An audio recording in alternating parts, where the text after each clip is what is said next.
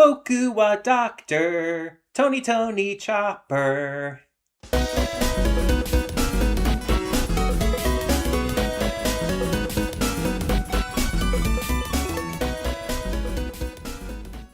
Before we get to today's video, I want to take a moment to talk about Patreon. That's right, we are on Patreon now, and we have a bunch of tiers with a bunch of great rewards. You can subscribe and get things like early access to all reactions, depending on your tier, depends on which reactions you get early access to. You can vote on polls exclusive to patrons that will help determine future reaction series and more.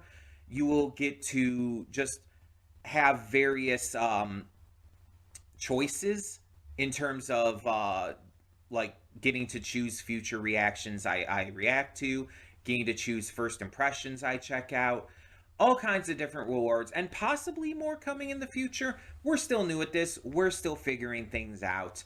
It's a process. It's a process.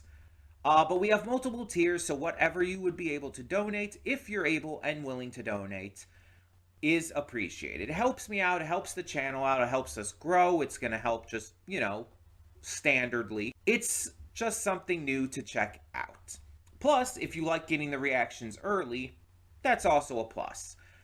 But it is optional. If you're unable to do it, that's completely fine. All reactions will come to YouTube just a little bit later, a week later or so.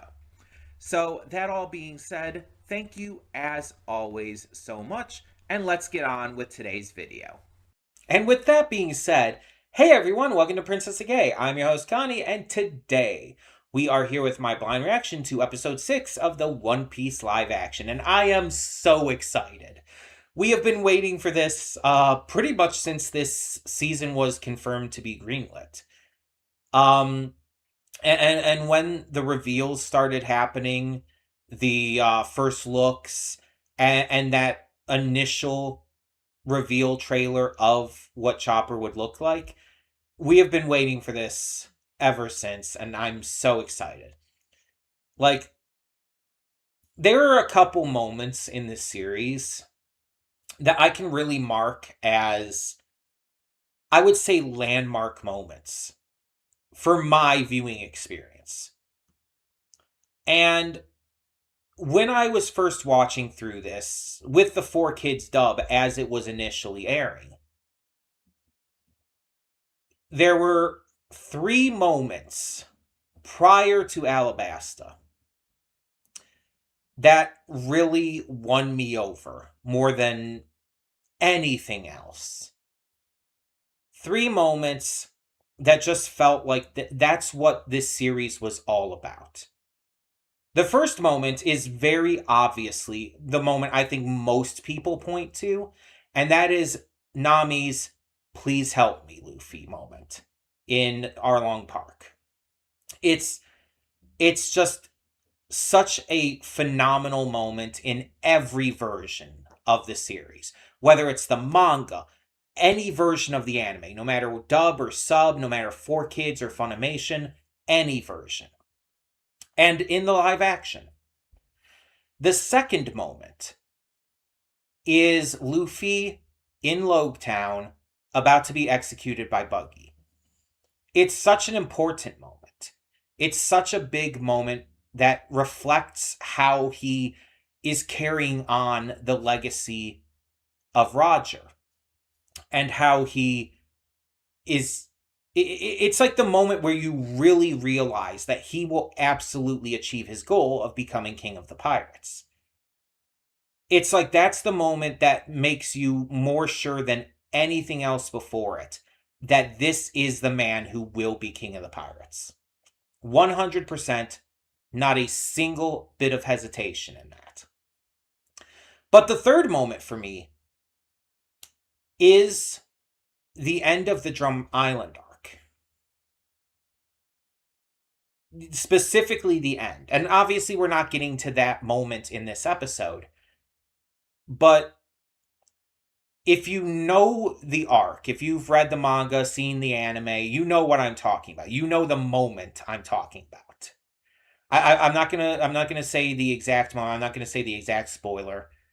But it's the moment, the last, like, big, like, really big moment of the arc.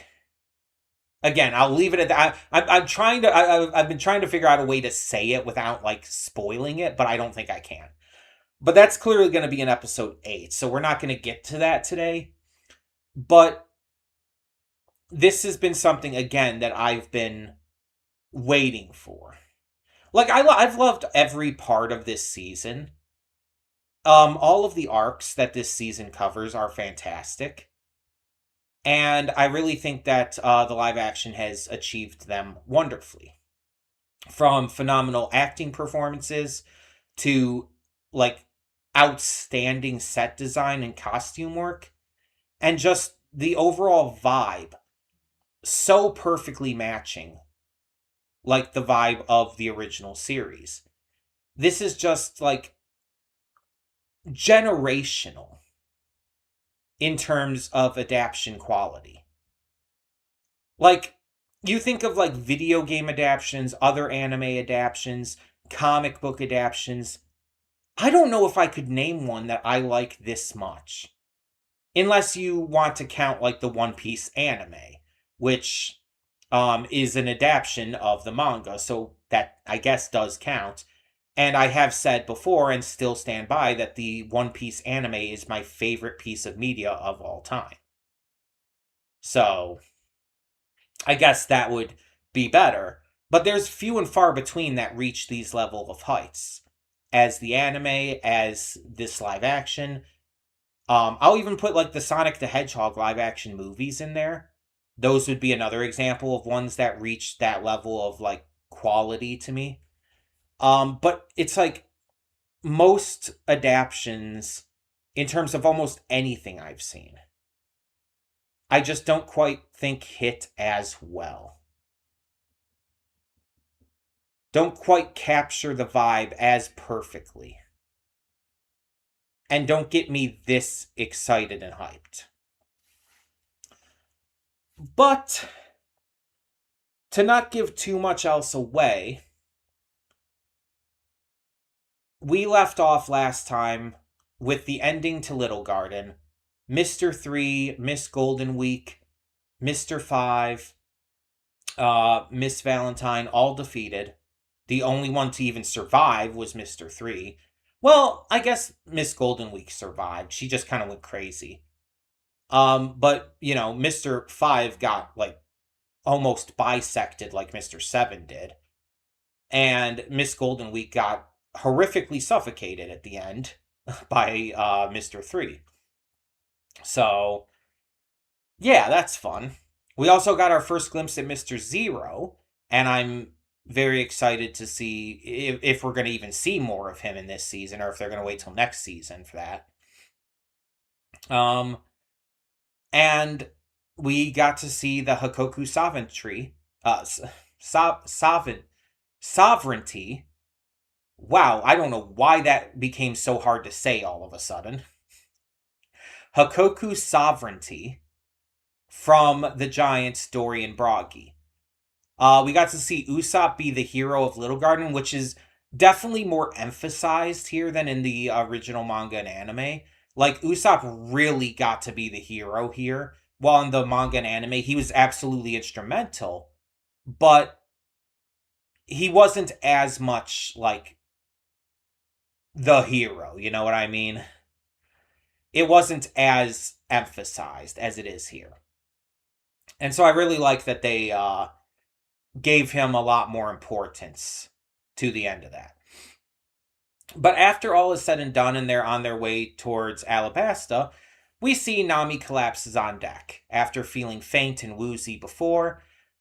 And something's wrong, so it's time we find out what that is. I think we're in need of a doctor. God, I'm going to be a mess watching these next 3 episodes. I'm going to be a mess. But let's get this going, and let's meet Tony Chopper. Just a sec. Before you click that link down in the description below to get to today's video, I want to remind you of all the awesome content we have both on this channel and the Princess of Gaming channel. Let's check it out.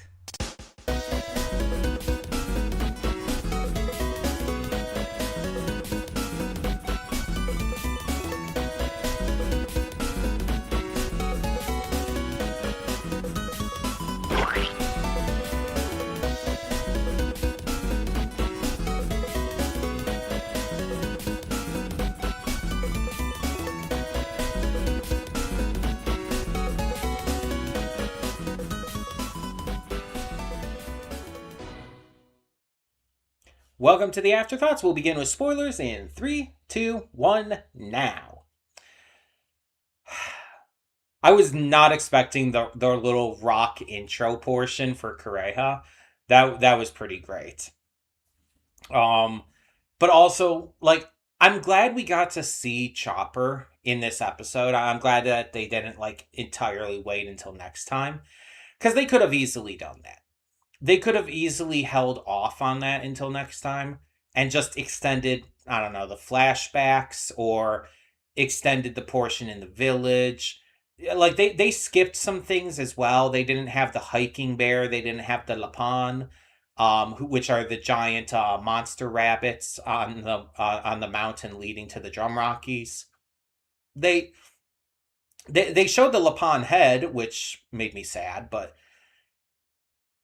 I kind of wish they had that in there still, because I really love the Lapan. But again, they definitely used their budget, like, on so much. And with all that they had to put into Chopper alone, like, it makes sense that they would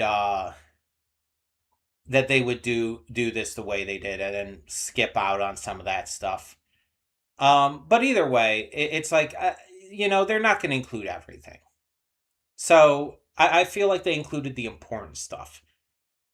We also got some original stuff in this episode too.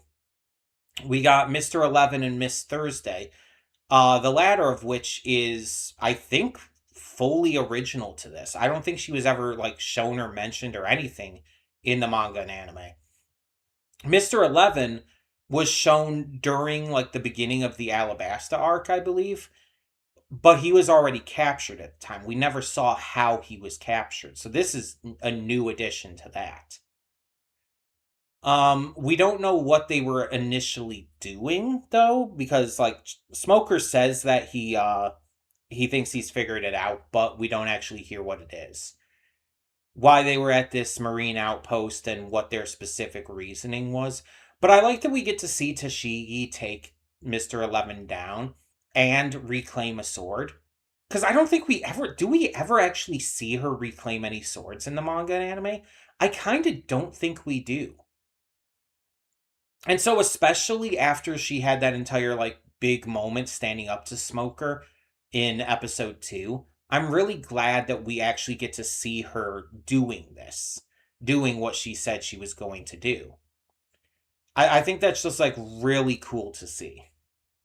I really love how they've just handled Tashigi in this series. And again, I like her in the original version as well. But she seems like she's just, like, in the original manga and anime, she kind of does play second fiddle to Smoker. Like, all the attention is on Smoker. And here we get to see her actually, like, stand out as well. And I like that. I like that she actually has relevance. More so than in the manga and anime at this point. At this point, specifically. I like the flashbacks to the Reverie and showing, like, young Vivi interacting with Igurum and Wapple and Dalton to a smaller degree, I guess. She doesn't really interact much with Dalton. Dalton says sorry to Igurum, but I like also seeing the arguments at the Reverie table. Seeing, like, we get our first shot of King Cobra, Vivi's father. And we see him, like, completely shutting down Wapple, who's just being, an elitist asshole. We even get the mention of Wapple's father. and how he was a very good king for Drum, but Wapol is, this spoiled asshole brat. And it's just like, it's so good. It's so good.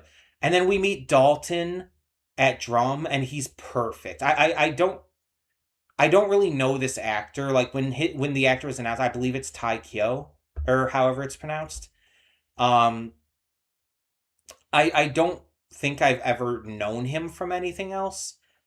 Um, but he's doing a great job. He perfectly captures Dalton's like stoicism, but also his heart and his desire to help people no matter what, but also his lack of interest in ruling the Drum Kingdom in Wapol's absence. So I really like that. I like that we saw the climb on the Drum Rockies, which obviously we had to show. It's too important. And I even like that we saw both the moments where Luffy slips and Sanji falls, and Luffy catches him with his teeth. Though there were some differences there. When Luffy slips and his fingers are grinding against the Rockies, it's like in the anime, and I think the manga as well. Like it tears his fingers open. There is a shit ton of blood. It is gnarly as fuck. It is so ridiculously horrifying. It's actually one of those moments in the anime that the first like time I saw it, like not in the 4Kids dub, when I saw it like with all the blood restored and everything, um it made me physically sick to my stomach. It freaked me the fuck out. Like I don't even know if they showed the slipping in the 4Kids dub actually. They might have cut that out completely. But when I saw that and saw all like the blood like spreading down the rock as he slid down and tearing up his fingers, I think his toes maybe as well. It's just like, oh my god. It just it ugh. And even to this day when I've rewatched that, it's still freaked me out. It's just something that looks so aggressively painful and horrifying that it's just like it's so like viscerally upsetting to me. And yeah, part of it also does of course come to the point where it's like, yeah, I care about Luffy because he's a great likable character, and he's also carrying, Nami, who's deathly sick at this point. So it's like you also worry because of that, and it's just like the combination of everything. But yeah, like when he grabbed Sanji, like when he stretched his neck down to grab him with his teeth, in the original manga and anime, I believe he just carries him up the rest of the way. Because I don't think they're that close to where he can just like throw him up the rest of the way. So it was done a little bit differently here, which is fine. There's nothing wrong with that. Um, it kind of like cuts it back a little bit because with the pacing of the live action, it's a lot more restrained.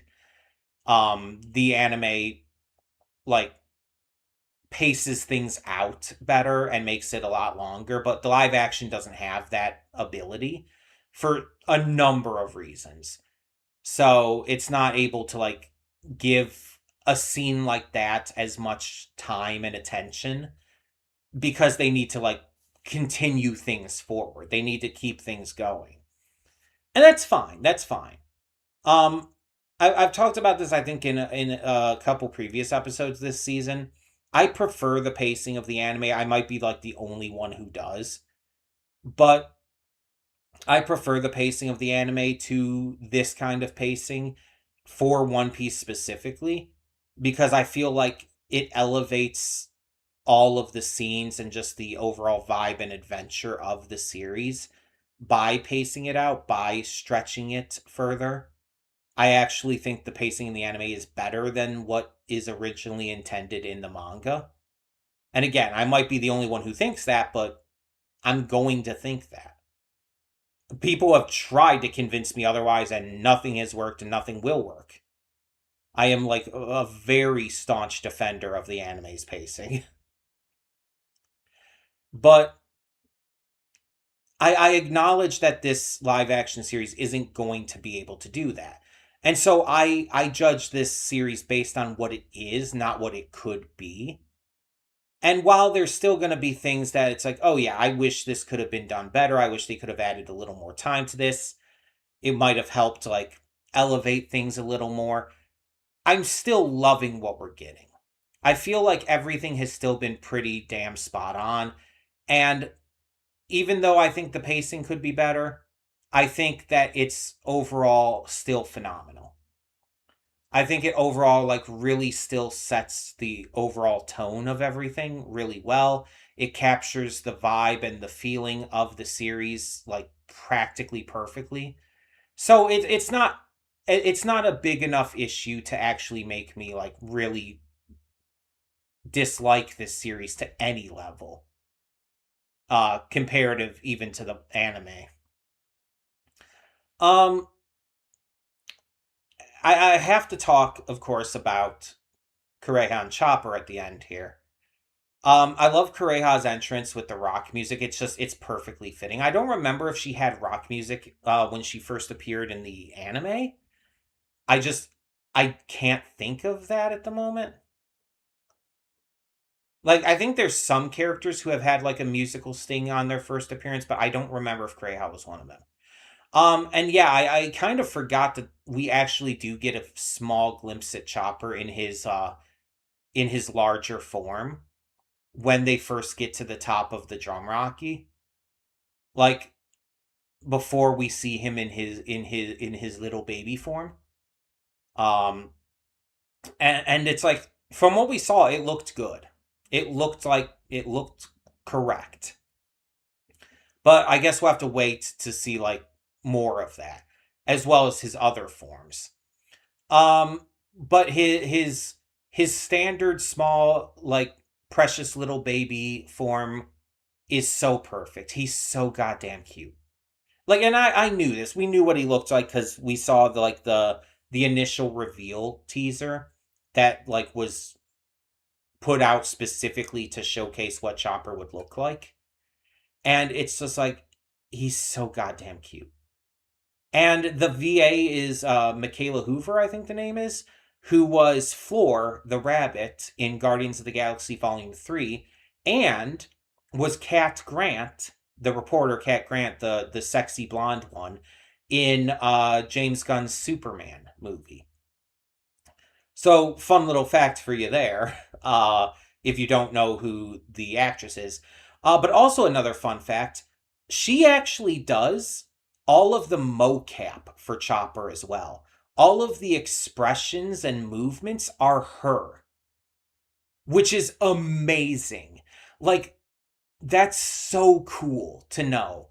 I loved finding that out. Like, I don't consider that a spoiler, of course. So I loved when I saw that on I want to say TikTok. It might have been Twitter. It was either Twitter or TikTok. But when I found that out, it's like, oh, that's so cool. I love that so much. That like all the expressions, all the movements, all the little like mannerisms are all just her. And it's like based on this like first showing of him in this episode, like she got his mannerisms spot on. Like the being bad at hiding, his little motions, the way he walks and everything, it's just like so good. So good. Also, that shot of like at the very end of Luffy like looking in amazement at Chopper and saying like what is that and all, that was in the trailer. Um but I don't remember seeing Kureha and Nami in the background. I only remember Luffy and Sanji being in that shot in the trailer. I'm wondering if they digitally edited out Kureha and Nami for some reason. I would have to go back and look. Maybe I'm wrong. Maybe they are there and I just never noticed somehow because I was focused on, Luffy being wet and hot. um and Sanji also being, very attractive, but I swear I do not remember them being in the background of that shot. And the little like steps by the pillars that Chopper's initially hiding on when Nami comes to, that's the same set the same setting that was used for his initial reveal. It was on those steps with that pillar and all.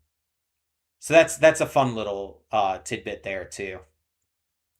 We got only a small glimpse of him here, but the actor who's playing King Cobra, Vivi's father, is so good. He captures the character perfectly. We get to see more of Igaram in this episode through these flashbacks. It's just like everything is so good. Wapple's actor, Rob Coletti, I don't think I know him from anything else. He's another one who, like, when I heard his casting, it's like, I don't think I know this actor at all. He is so good. He's a lot more aggressive than I remember Wapple being in the manga and anime. In the manga and anime, he's just kind of a dumbass who's just like ordering people to do things rather than actually like getting involved himself. A lot of the times he's just eating or picking his nose or just being a dumbass. But there are moments in these flashbacks that like did happen, like him slapping Vivi really hard. Um, which I'm almost surprised they kept that in, because I'm like, are they going to keep in this king, this leader, like slapping the ever loving shit out of this young girl? Would they actually keep that in? But they did, and it's a good thing that they did do so as well, because it really helps you understand how terrible Wapple is. And that's almost kind of why it's even better to have like that shown this early during this arc of the live action. Because we have 3 episodes. We have this and the next 2 episodes for Drum Island, the Drum Kingdom. And so it's like, this is, again, normally later on. I believe this flashback's pretty much at the end of the manga and anime, or at least in the anime it is. I don't 100% remember the manga. And I think the same with Blackbeard. Was Blackbeard mentioned this early, or was that like later on too?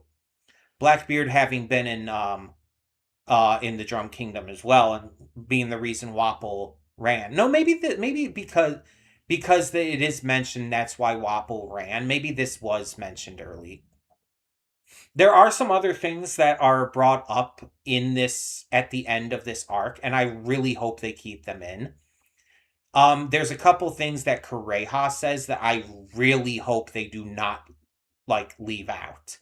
Some really important shit. Because it's like the first point in the manga and anime that you learn about that shit, and it's very important that they keep that in here. And so yeah, it's like I'm really really excited to see that. Katie Seagal, like I said, is just doing great so far too. She doesn't have as much of the like psychoticness of Kureha in the manga and anime, but I didn't expect her to. Even if Jamie Lee didn't have a scheduling conflict and was able to play her, I still wouldn't have expected her to. But so far, she's so good. She's got the vibe down perfectly, and I can really hear Leela from Futurama in her voice so much. It's like when you see an actor you know for doing a voice role, and you see them in something else, and the voice they do in the cartoon or anime or whatnot is close to their actual voice. So when they speak in this other series, like some live action series or movie, and you just hear the voice of the character, and it's just like mind blowing, kind of. Because I'm just listening to her speak here, and it's like that's just Leela. That's just Leela. She actually just sounds like that. And it's just like that's so cool. That's so fun. Um, but yeah, I'm really really enjoying what they're doing with this arc so far. Oh, and I almost forgot to mention, uh, the opening part with Miss All Sunday and Wapple. Wapple is apparently bankrolling Baroque works. I mean, that makes perfect sense, but I don't think that was ever even hinted at in the manga and anime. I think that's original for the live action. But on top of that, and on top of wanting to speak with Mr. Zero, Miss All Sunday gave him his devil fruit, but he already had the metal mouth and everything. This implies a number of things, because this implies, especially since Oda is so directly involved with the live action, that this implies that Wapol had his metal mouth and everything pre-devil fruit, which means that that's not actually part of what the devil fruit gives to him. But on top of that, it implies that he got his devil fruit recently too, which I don't think was ever the case. I think in the original manga and anime, he had his devil fruit in the past. Like even during the events of the Reverie 10 years ago. So they're definitely changing some things up, but if Oda's okay with it, it's like it's his story. If he's good with the changes, I'm good with them too. I don't mind this. I don't mind it being like revealed that his mouth is just like part of him or like some kind of injury situation. Like I compared it in the reaction to Axe Hand Morgan's metal jaw, which I don't think ever like really stated in the live action, but in the manga and anime, you know that he gets that because when he fought Captain Kuro in the past, which that was stated, Kuro actually broke his jaw. And so the metal jaw is like literally something he has because of that. That's actually shown directly in the anime. I don't remember if that scene is in the manga, but I think it is. I believe it is. But with this, it's like that's also kind of implying that it is also an injury thing. Interesting, fascinating. Would love to know more about that. But I guess we're not getting it. So I also had a very dark thought. Last thing I'll say.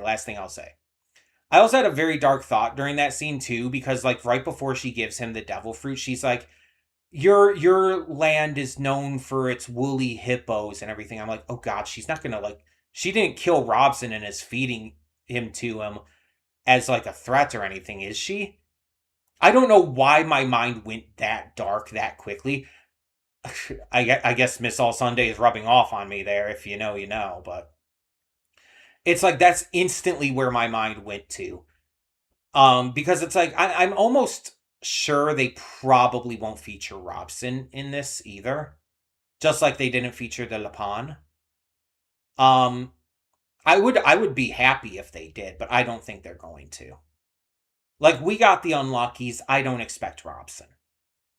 Um, but maybe that was just a way to mention that the woolly hippos, outside of him just wearing, the hat slash cloak made of them. Just like having the Lapon head on the wall was a way to like showcase that without actually having to feature them otherwise. That's probably the case, I would wager. Um, but yeah, that entire scene was pretty wild. Again, we got more with Smoker and Tashigi that was pretty wild, and I'm just excited to see more of Chopper. I'm excited to see more of Kureha and just how this entire thing goes compared to the manga and anime. Because I definitely think they're going to handle a lot of this differently. But we'll see. We'll see. Either way, thank you so much for tuning in. For now, I'm Connie, and I'm signing off. See y'all next time.